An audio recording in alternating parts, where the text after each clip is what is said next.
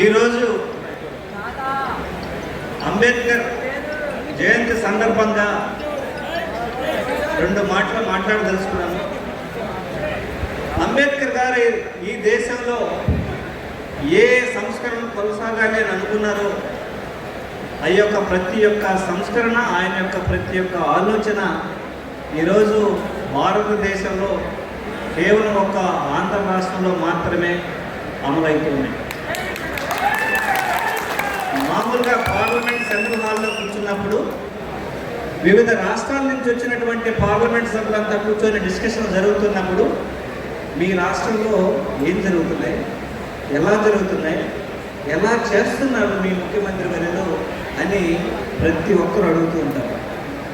అంటే మన రాష్ట్రంలో జరుగుతున్నటువంటి పరిపాలన దేశవ్యాప్తంగా చర్చగా జరుగుతుందంటే అది కేవలం మన నాయకుడు వైఎస్ జగన్మోహన్ రెడ్డి గారి యొక్క దార్శనికత, ఆయన యొక్క నాయకత్వ పట్టిమని చెప్పుకోవాలి.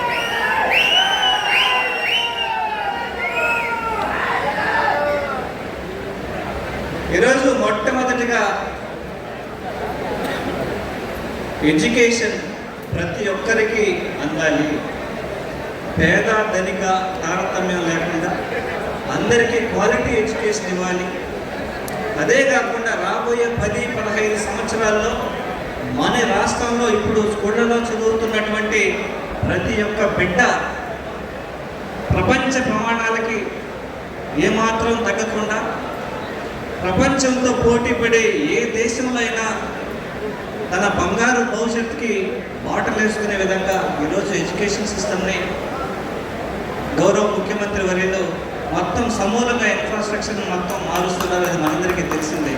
దాదాపుగా ఒక్క ఎడ్యుకేషన్ ఇన్ఫ్రాస్ట్రక్చర్ కోసమే దాన్ని పెట్టినటువంటి ఖర్చు దాదాపుగా 50,000 కోట్లు.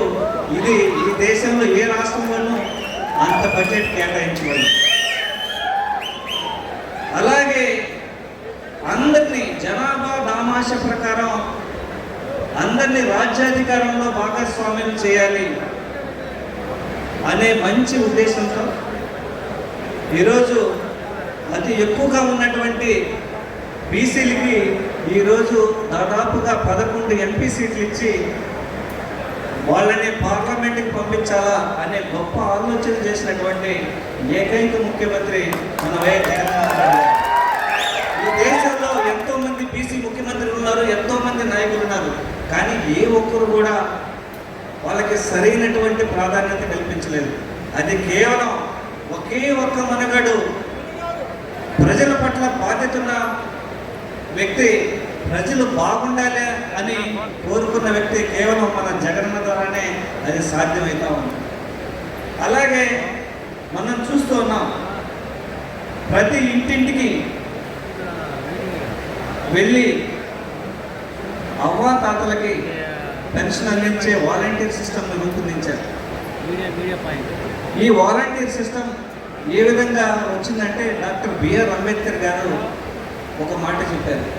ఏ రాష్ట్రంలో కానీ ఏ దేశంలో కానీ పబ్లిక్ డిస్ట్రిబ్యూషన్ సిస్టమ్ అత్యంత సమర్థవంతంగా పనిచేస్తుందో ఆ రాష్ట్రం కానీ ఆ దేశం కానీ ఆ ప్రాంతం కానీ అభివృద్ధిలో ముందుంటుంది అని. ఈరోజు ఏదైనా మన ముఖ్యమంత్రి వారు ఈరోజు రాత్రి ఆలోచన చేసి రేపు ఉదయానికల్లా ఈ పథకం కానీ ఆయన అనుకున్న ఆలోచన కానీ ప్రతి ఇంటి గుమ్మాన్ని రాష్ట్రంలో రాగాలి అని అంటే అది ఈ వాలంటీర్ సిస్టమ్ ద్వారా అత్యంత సమర్థవంతంగా ఆయన నిర్వర్తిస్తూ ఈరోజు దాదాపు 28 సంక్షేమ పథకాలని ఏ ఒక్క అర్హులను మిస్ కాకుండా దాదాపుగా 2,74,000 కోట్ల రూపాయలని ఈరోజు ప్రతి ఇంటి గుమ్మానికి చేర్చడం జరిగింది, ప్రతి ఒక్క అర్హులైన. దీని ద్వారా రాష్ట్రంలో ఉన్నటువంటి అన్ని వ్యాపార వర్గాలు కావచ్చు, అలాగే పేద వర్గాలకు కావచ్చు, అన్ని కమ్యూనిటీల్లోనూ మనీ సర్క్యులేషన్ జరిగి ఈరోజు జీడిపిలో మనం ఉంటున్నాం. అలాగే ఈజ్ ఆఫ్ డూయింగ్ బిజినెస్ మన దేశంలో నంబర్ 1 స్థానంలో ఉన్నాం. ఇలా ప్రతి ఒక్క సెక్షన్ ఆఫ్ పీపుల్ని అందరికీ అండగా ఉంటూ ఈరోజు ఆయన చేస్తున్నటువంటి కార్యక్రమాలన్నీ ఈ దేశానికి ఆదర్శమై నిలిచాయి. ఈరోజు మామూలుగా ప్రతి ఒక్క పేదింటి వాళ్ళు ఆర్థిక భారం పడేది కేవలం తన పిల్లల్ని బాగా చదివించుకోవాలనే విషయంలో, అలాగే తన పిల్లలకి ఏదైనా శుభకార్య పెళ్లిళ్ళు చేయాలనుకున్న విషయంలో, అలాగే ఒక ఇల్లు కట్టాలి అనే ఆలోచన చేసినప్పుడు ఇల్లు కట్టే కార్యక్రమంలో, అలాగే ఏదైనా ఆరోగ్య సమస్య వచ్చి హాస్పిటల్ బారిన పడినప్పుడు ఆ కుటుంబం అంతా ఆర్థికంగా చాలా చితికిపోయే కార్యక్రమం. ఇదన్నిటి కార్యక్రమాలు కానీ ఈరోజు 31 లక్షల ఇల్లు కట్టిస్తూ వాళ్ళందరికీ భరోసా ఇస్తున్నారు. అండగా ఈరోజు ఎవరైనా పెళ్లి చేసుకోవాలి పేదలు అని అంటే పెళ్లి కానుక ద్వారా ఈరోజు వాళ్ళకందరికీ ఆర్థికంగా సహాయకారిగా తెలుస్తున్నటువంటి కార్యక్రమం. అలాగే ఫీజు రియంబర్స్మెంట్ కావచ్చు, అమ్మఒడి కావచ్చు, రకరకాలైనటువంటి వసతి కావచ్చు, ఎన్నో కార్యక్రమాల ద్వారా ఈరోజు ఆ కుటుంబాల మీద ఆర్థిక భారం పడకుండా ఆ పిల్లలు కోరుకున్న చదువుకునే విధంగా వాళ్ళ బంగారు భవిష్యత్తుని నిర్మించుకునే విధంగా అనునిత్యం తోడుగా ఉంటున్నది కేవలం మన జగనన్న. అలాగే ఆరోగ్యశ్రీ విషయం తీసుకొస్తే 2 లక్షల ప్యాకేజీ ఉంది, దాదాపు 20 లక్షల ప్యాకేజీ దాకా పెంచి ఈరోజు 2400 జబ్బులకు పైగా ఆరోగ్యశ్రీలు తయారు చేసి ఈరోజు మీ ఆరోగ్యానికి నాది భరోసా అని భరోసా ఇస్తున్నటువంటి ఏకైక ముఖ్యమంత్రి మన జగన్. ఇన్ని మంచి పనులు చేస్తున్నటువంటి జగనన్నని ఎదుర్కోలేక ఈరోజు ప్రతిపక్షాలు నేను చూశాను నిన్న ఎంత అమానుష దాడి చేయించారో. దీన్ని ఎలానో ప్రజల హృదయాల్లో నుంచి ఆయన మొదటిని చెరిపేయలేము, ఎలాగైనా ఆయన మీద దాడులు చేసి ఆయన దూరం చేయాలని, మనందరికీ దూరం చేయాలని పన్నుతున్నటువంటి కుట్రని మన అందరం గట్టిగా ఎదుర్కొంటాం. ఇవన్నీ ఈ కాలంలో చెల్లవు.